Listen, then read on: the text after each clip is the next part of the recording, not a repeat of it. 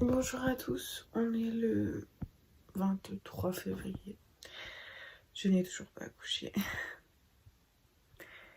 Bébé ne veut pas sortir de mon ventre. Par contre là il commence vraiment à prendre de la place, du coup ça me tire. Mon ventre est de plus en plus dur tout le temps en fait. Mon ventre est dur tout le temps.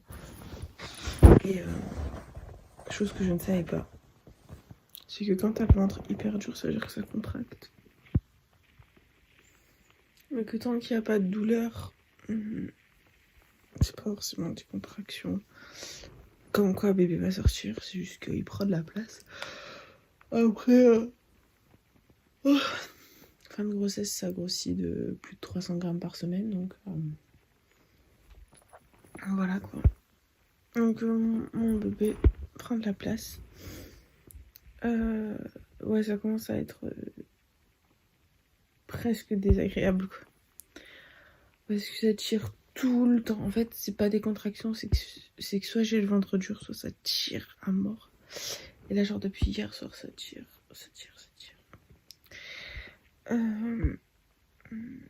J'ai pas beaucoup dormi. En fait, je réfléchis à un truc, c'est que je dois aller faire ma prise de sang. C'est pour ça que j'ai pas mon Kinder Bueno dans mon talon. Mais en fait, je suis KO. Hier soir, je suis sortie avec mon chéri. On est allé au resto, on s'est couché à minuit passé. Et lui, il avait pas sommeil hier soir, en rentrant à la maison. Donc je dis pas, il s'est endormi après moi. Moi, je suis dans le lit, je dormais cash. Lui, non. Et en fait, le truc, c'est que j'ai une bouteille de Mentalo à côté de moi. Et je crois que j'en ai bu dans la nuit. Donc je crois que je suis pas à jeun, en fait. Et j'ai un doute. Et si mon taux de sucre il est trop élevé, après, je vais me faire jeter. Après, j'ai des cours, donc je crois que je vais pas aller faire ma prise de sang. Et je sais plus. En fait, je sais même plus. Bon, hier soir, on est allé manger dans un resto. Enfin, ouais, c'est un petit resto qui fait des burgers maison. Et je vous jure que même mon chéri me l'a dit. Pourtant, il est difficile. Hein. Il est très difficile. Mon chéri, c'est une diva. En ce qui concerne la nourriture, il va toujours trouver un truc à reprocher, un truc à dire. Mais il faut qu'il donne son avis. Et genre, on a trop testé des nouvelles adresses. Oh, j'ai faim, putain. J'ai faim. Je pensais que j'avais la nausée, mais en fait, j'ai la dalle. On a même trop testé les nouvelles adresses. Et ça, c'est ouvert il y a peut-être 6 mois. Et c'est pas trop loin de la maison. Et en fait, on a pris des burgers. Lui, il a pris un burger. Ne me demandez pas à quoi, je m'en rappelle plus. J'aurais dû filmer. C'était trop joli. Et moi, j'ai pris des tenders avec des frites. C'était des frites maison. Et après, on se partageait des bouchées de camembert maison. C'était trop, trop bon. Et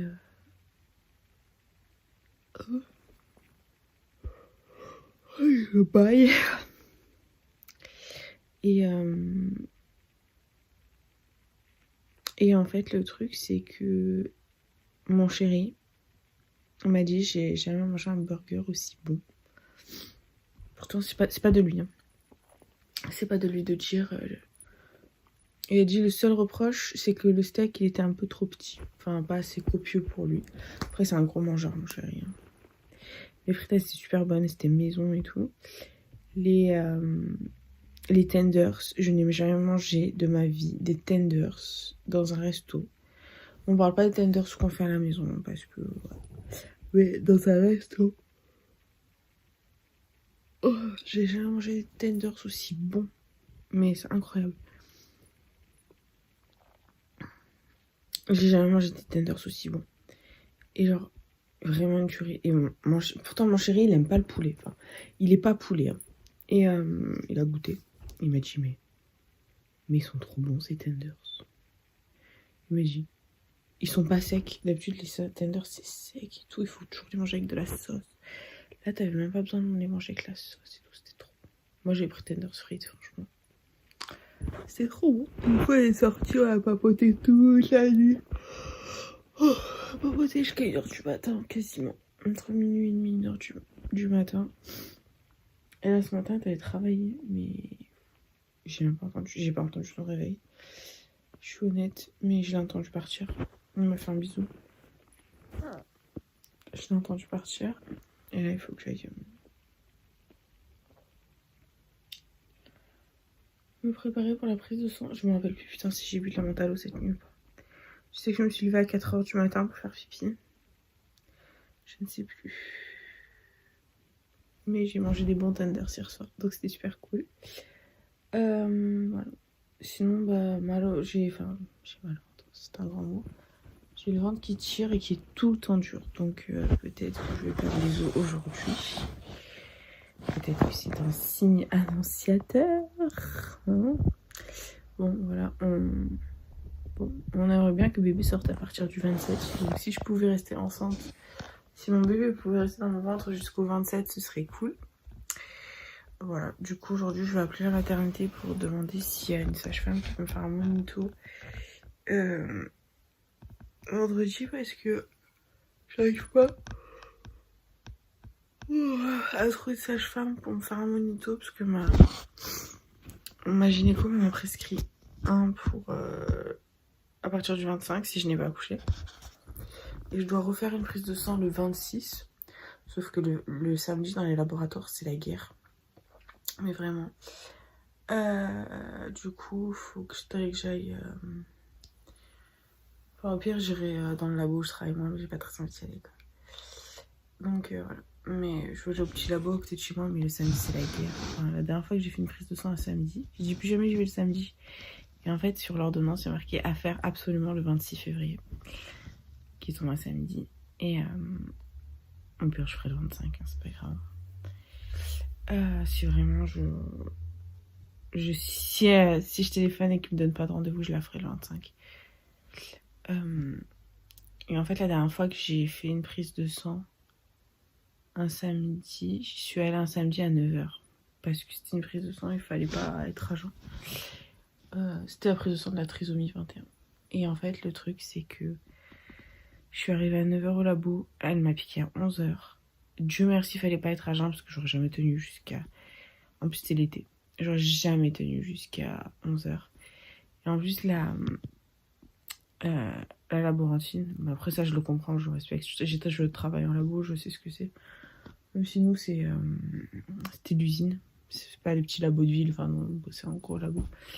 À 9h, genre, je suis arrivée peut-être à 9h15. À 9h30, elle a dit il y a trop de monde qui attend pour les prises de sang. Je prends plus personne. Je prends les gens qui sont là, je vous inscris. Mais après, je prends plus de nouvelles personnes. Donc en gros, t'arrives à 10h au labo, tu peux plus te faire piquer, quoi.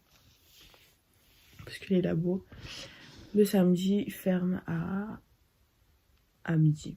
Donc je comprends cette pauvre dame qui était toute seule à faire le secrétariat plus le secrétariat plus les prises de sang. Donc voilà, toute seule à piquer, c'est juste pas possible, quoi. Et du coup, bah, j'aimerais bien la faire le 25. Je vais voir si je peux la faire le 25. Je dirais que j'ai pas eu de rendez-vous le 26. Voilà, quoi. Surtout, c'est une prise de sang où il faut pas être à jeun, donc...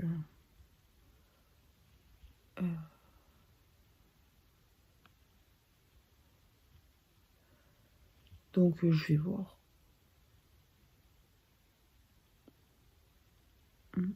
Je vais voir. Il y a le travail qui m'a envoyé un message en me demandant si je reprenais ou pas. J'ai dit franchement, je n'en sais strictement rien parce que en fait, toute l'équipe a changé. Toutes mes copines sont parties. Voilà, clairement. Moi, je suis en arrêt. Hein. Enfin, là, je suis en congé maternité, donc parce que je suis en CDI. Ouais, toutes mes copines sont parties. Donc du moment où je me suis mise en arrêt, je me suis arrêtée en juillet, fin juillet, de travailler. À cause de mon anémie, j'ai jamais repris.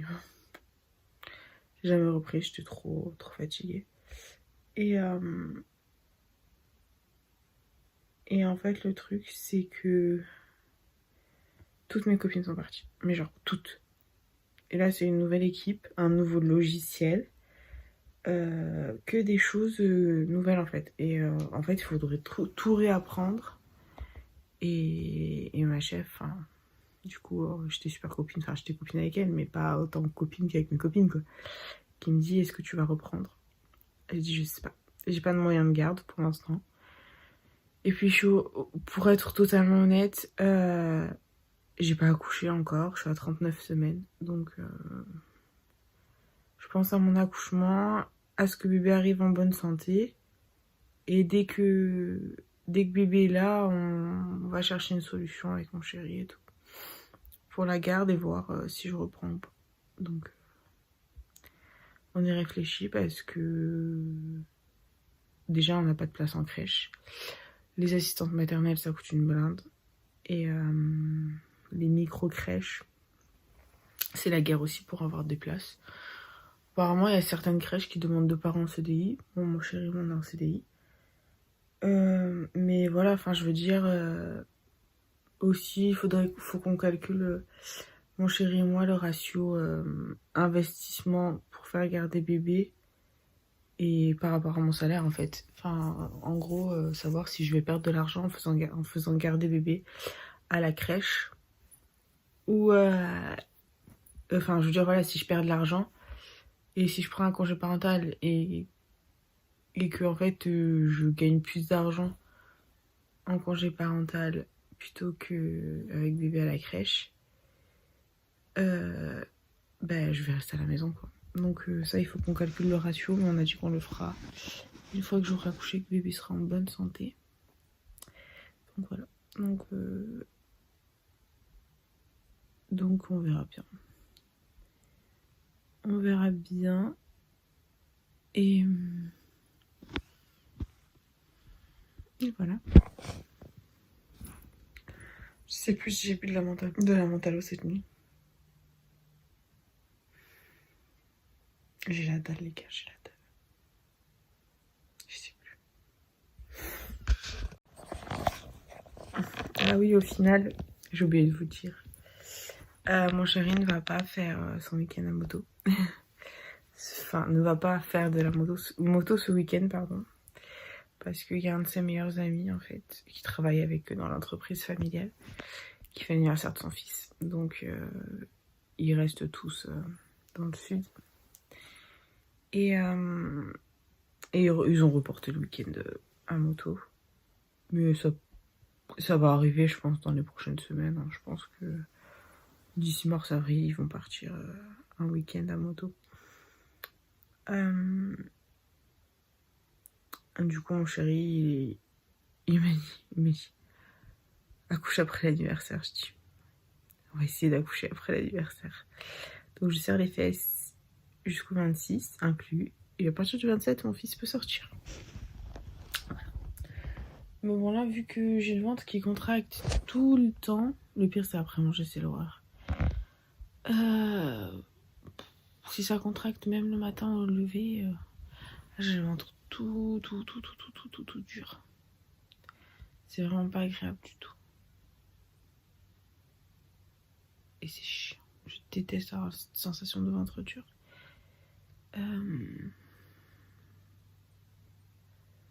Donc voilà. On va faire au mieux. Ah oui, aussi. Deuxième raison pour laquelle j'aimerais accoucher après le 27.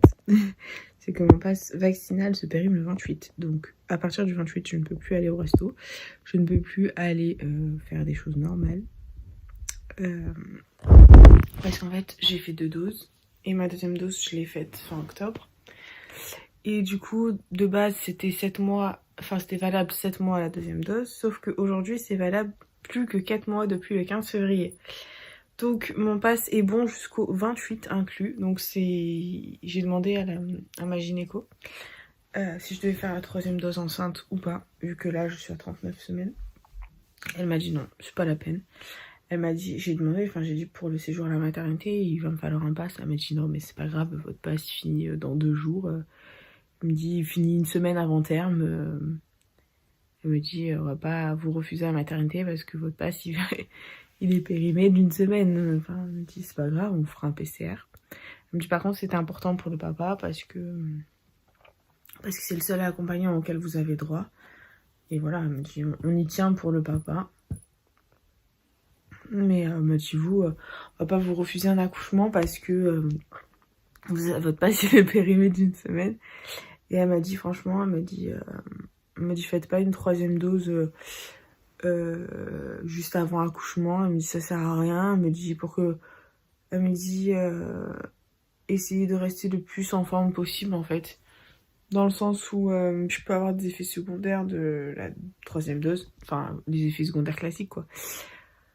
Même si personnellement, je touche du bois, j'ai eu aucun effet secondaire, ni première ni 2e dose. Ça m'a rien fait. Elle me dit, franchement, faites-le quand vous avez accouché. Comme ça, elle me dit, vous êtes tranquille. Elle me dit, comme ça, moi, vous pouvez quand même faire des choses normales et reprendre une vie classique. Elle me dit, mais là, à 39 semaines, enfin, du coup, j'étais à 38 quand j'ai vu la gynéco. Elle m'a dit, à 38 semaines, ne le faites pas. Donc, je fais pas. Du coup, c'est pour ça qu'on va au resto, qu'on profite avec mon chéri et tout. Et ah oui, et dimanche, on va faire un super brunch. Donc, on va faire un dernier brunch avant que j'accouche.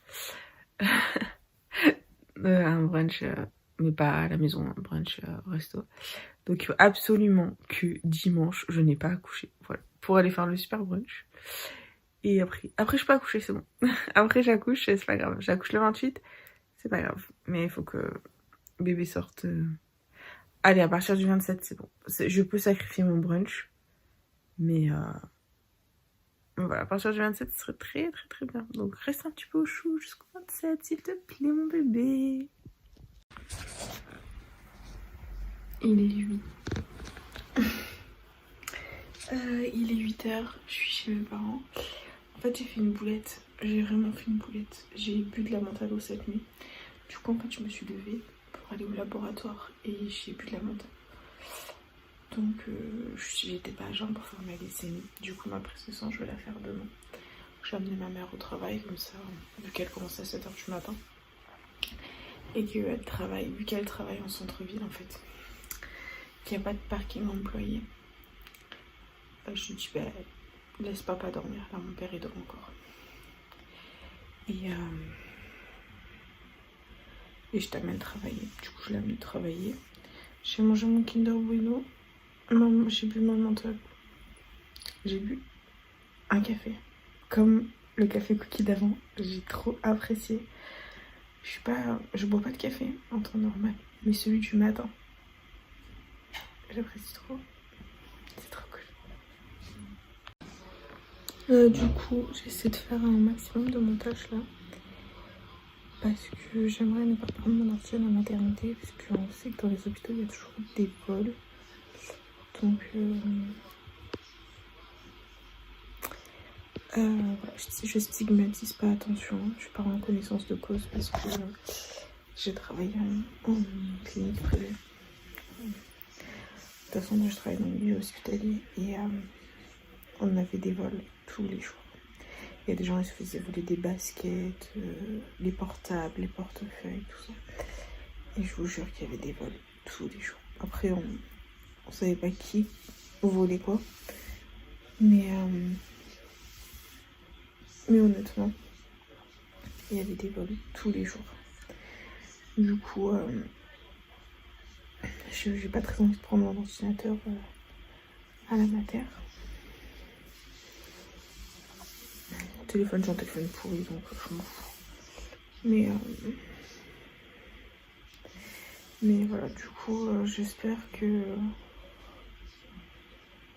j'arriverai à monter tous les vlogs et en fait à faire en sorte qu'il y en ait un par jour. Même pendant que j'accouche. Comme ça, moi, vous manquez de rien. Je vais essayer. Je promets rien, mais je vais essayer. Du coup, là, je vais faire un maximum de montage aujourd'hui. Jusqu'à ce que je me rendorme, bien sûr. Ça va être ça. Là, ça fait 2-3 jours que je fais des petites nuits et je suis plutôt en forme, ça va. Donc, je suis contente.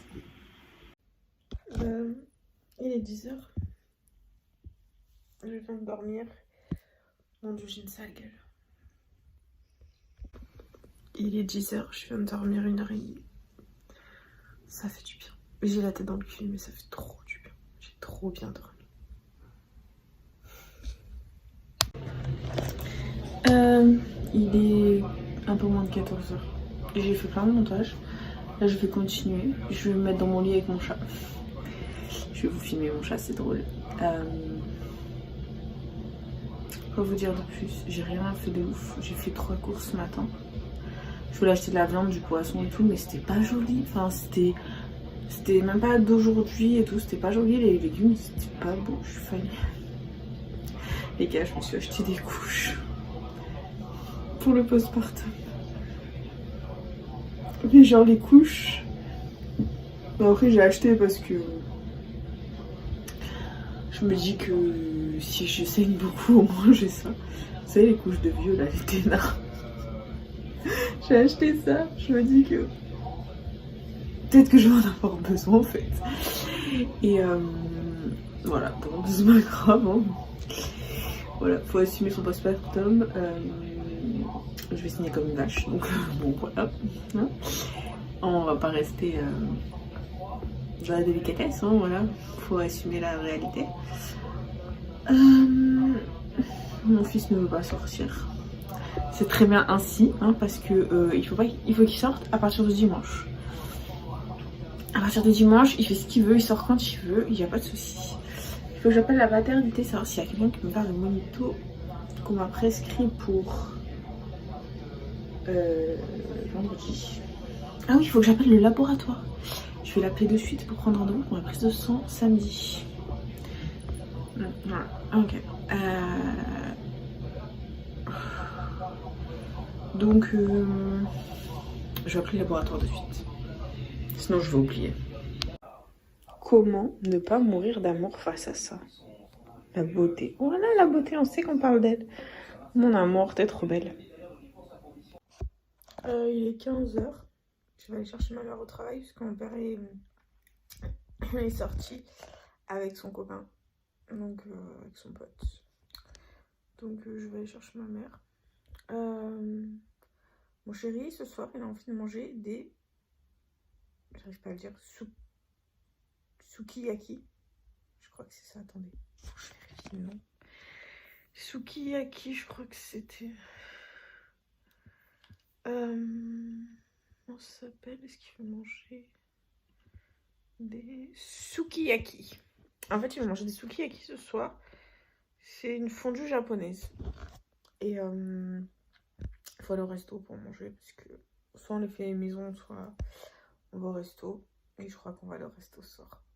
Bon, enfin, d'un côté, ça m'arrange parce que au moins je profite de mon pass sanitaire jusqu'au bout. Voilà. Après, je pourrais un peu moins y aller. Puis avec la naissance de bébé, je pense qu'on va pas sortir le soir comme ça autant. Donc voilà, sukiyaki. Donc bah écoutez, pourquoi pas. Est-ce qu'on va manger des sukiyaki? That is the question. Là, il vient de rentrer à la maison pour il va faire la sieste.